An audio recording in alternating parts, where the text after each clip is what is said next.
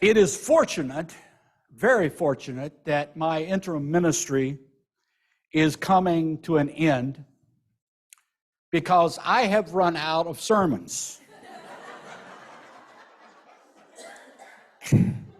And I don't know if you've noticed, but I have just been repeating old sermons for the last 6 months, at least, over and over again, saying the same thing.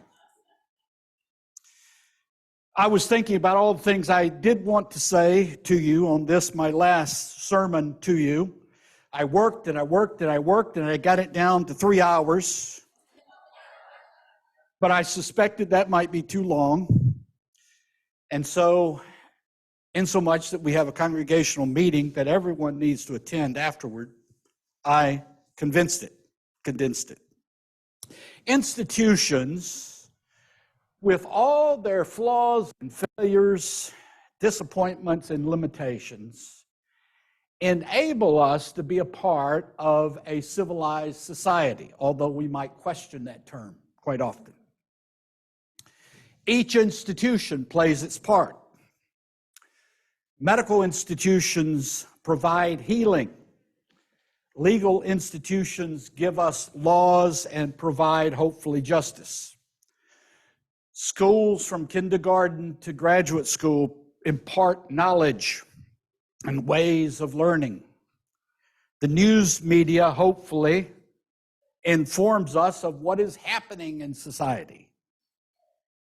Federal and state governments create laws and policies for society.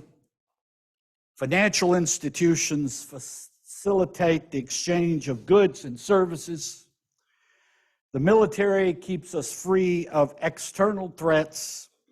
Law enforcement, hopefully, ideally, means a social order, and on and on. And all of these institutions fall short of perfection. And they have many flaws and have given the public many disappointments over the years. In my own lifetime, I've seen institutions lose credibility one after the other.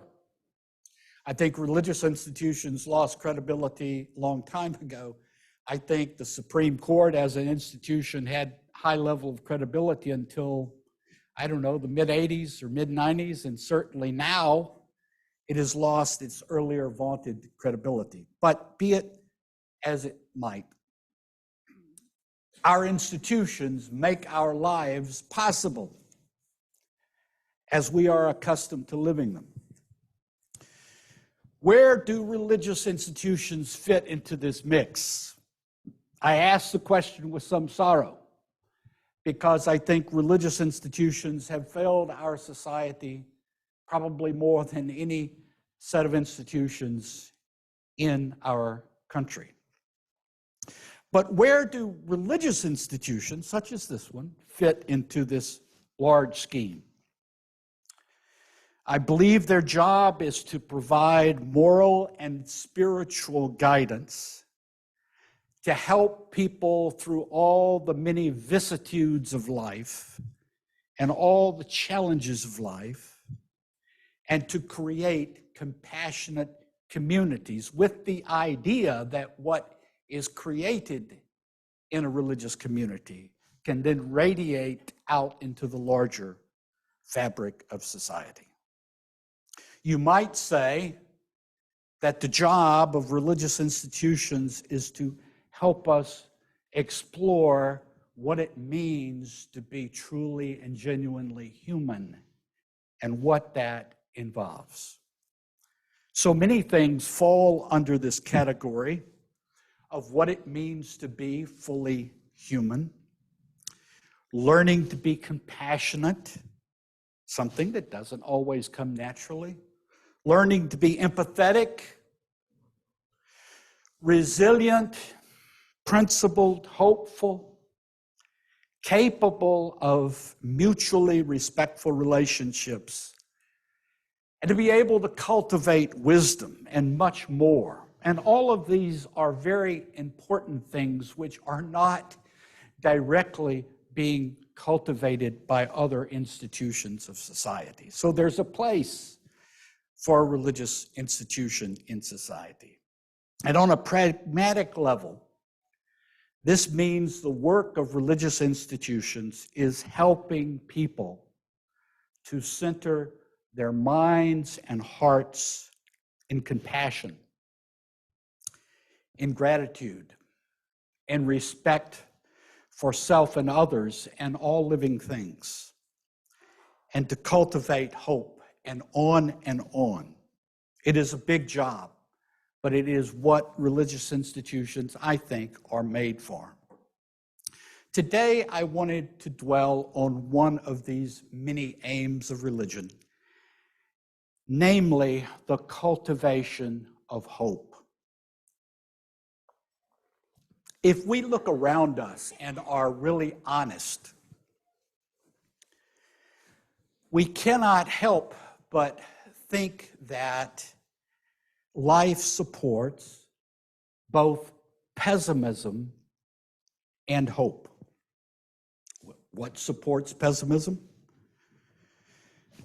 The wars we see around us, the inability of humans to work together collaboratively, the denial regarding climate change, social polarization, injustice of every imaginable kind, economic inequalities, all of these argue in behalf of pessimism about the human condition and prospects. What supports optimism? Human beings have developed systems of morality, created music, art, and science, uncovered secrets of the universe, explored space, fashioned systems of law and governance.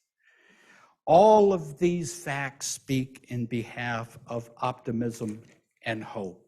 You who are gathered here today speak in behalf of optimism and hope by your very presence and your commitment to this institution.